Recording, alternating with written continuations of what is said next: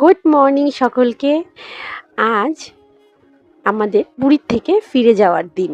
তো সকাল বাজে এখন 10টার সময় এত রোদ্দুর, দুটো বাচ্চাকে নিয়ে এসে আমরা ঘেমে স্নান করে গেছি। আর বালি অসম্ভব গরম।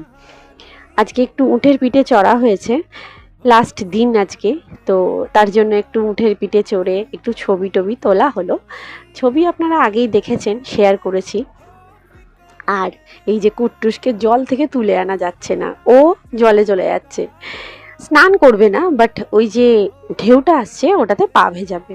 ওর বাবার তো নাজেহাল অবস্থা, ওকে নিয়ে কিছুতেই তুলে আনতে পারছে না। আর আনতে গেলে মানে খুব জোর কাটছে। আর ওই যে পাশে ঝোড়দা ঢেউ নিচ্ছে।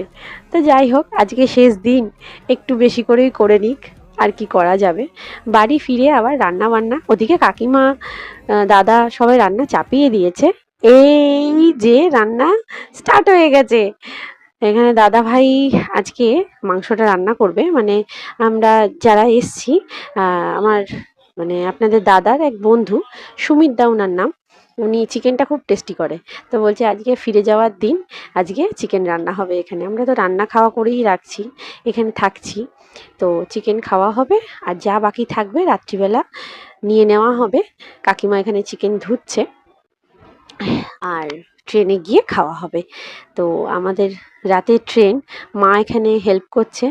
আর আমি যাক আমার কাজ, আমি ঘুরে ঘুরে বেড়াচ্ছি, ছেলে মেয়ে দেখছি, আর একটু গল্প করে করে পালাচ্ছি। কারণ ওদেরকে তো ঘরে একা রেখে আসা যাবে না। আর এই একজন শুধু টেস্ট করার জন্য আছে। একটু পরে আমরা আবার একটু মার্কেট যাব। যাওয়ার আগে একটু কিছু কেনাকাটা আছে, সেগুলো করে এই যে প্যাকিং শুরু করে দিয়েছি। এখন বাজে দুপুর 3টে। তো প্যাকিং ব্যাগ, লাস্ট ব্যাগ গুছিয়ে নিচ্ছি, কারণ আমরা এখান থেকে 6টার সময় রওনা দেব। প্রায় বাকি সবগুলোই হয়ে গেছে, আর যা আছে যাবার আগ দিয়ে। তো এখন সন্ধ্যে 6টা বাজে, আমরা চলে এসেছি। এই যে ট্রেনে উঠে পড়েছি, ট্রেন দিয়ে দিয়েছে। আমাদের ট্রেন ছাড়বে 7:30টায়, দুরন্ত। তো আমরা সবাই বসে পড়েছি। আর এইখানটা দেখুন, এটা হচ্ছে মালতীপাতপুর। আবার কবে আসবো তার ঠিক নেই, তাই একটা ক্লিপ নিয়ে নিলাম। মালতীপাতপুরে আমাদেরকে যাবার দিনও নামিয়েছে, আর আজকে ফেরার দিনও আমাদের এখানেই আসতে হয়েছে ট্রেন ধরবার জন্য। আর একটু ওই সিঁড়ি দিয়ে নেমে আমি একটু ঘুরে নিচ্ছি, আপনার দাদাও আছে সাথে, সবাই মিলে একটু ঘোরাঘুরি হয়েছে। স্টেশনটা খুবই সুন্দর। এখন বাজে রাত 3টে। আমরা গরমে একটু ঘুমোতে পারিনি। তো যতটুকু যাই আছে, কুট্টুসের আবার একটু জ্বর এসেছে, কারণ ওই যে রোদ্দুরের মধ্যে ছিল গরমে, তার জন্য এসে গেছে। ঠিক আছে, ওষুধ